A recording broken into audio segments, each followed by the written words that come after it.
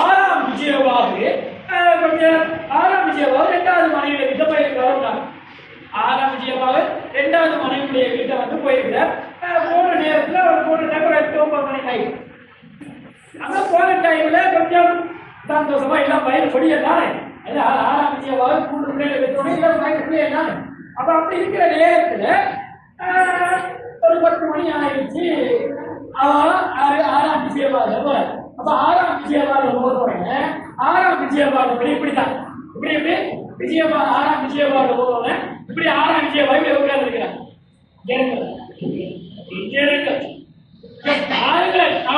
ஆறாம் விஜயபாகு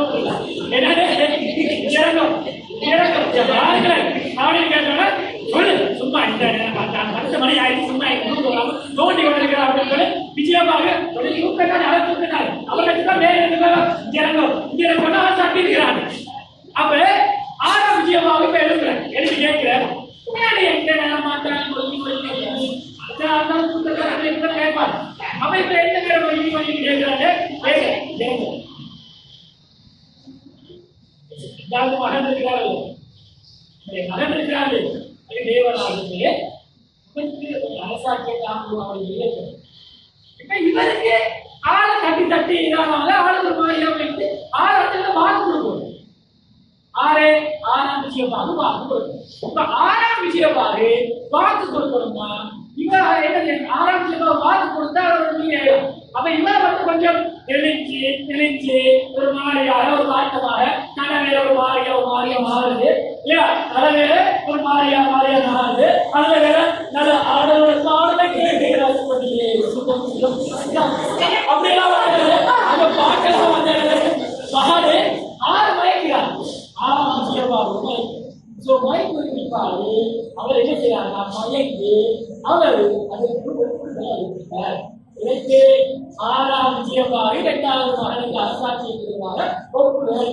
இப்ப 2வது மகனுக்கு அரசாட்சி கொடுத்தவங்க மூத்த மனைவியுடைய நானும் பட்டத்திராணியுடைய பிள்ளைகள் எங்களுக்கு கொடுத்தாங்க.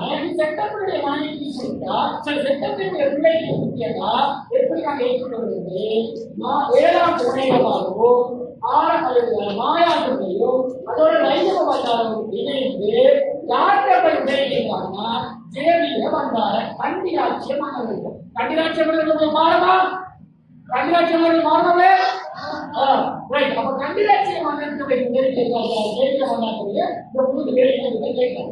மன்னா இப்படிதான் இருக்குதான் எங்க அம்மா கொஞ்சம் சந்தோஷமா இருக்கீங்கன்னா பார்க்க கொடுத்தாரு இப்ப ஒன்றும் செய்யல அமெரிக்கா அப்படின்னு மன்னனுக்கு நண்பனுக்கு உதவி செய்திருந்தாலே தலை மன்னன் சொல்லக்கூடிய ஆளை அனுப்பி வைக்க மன்னன் வந்து தேவையான தந்திரமான முறையில பண்ணப்படும். அப்ப மன்ன தந்திரமான முறையில வந்து வருவதாலே அவர் வந்து தந்திரமான முறையில தலைமன்னன் சொல்லக்கூடிய ஆளை அனுப்பி அழைக்கிறாங்க உதவி செய்யறாங்க.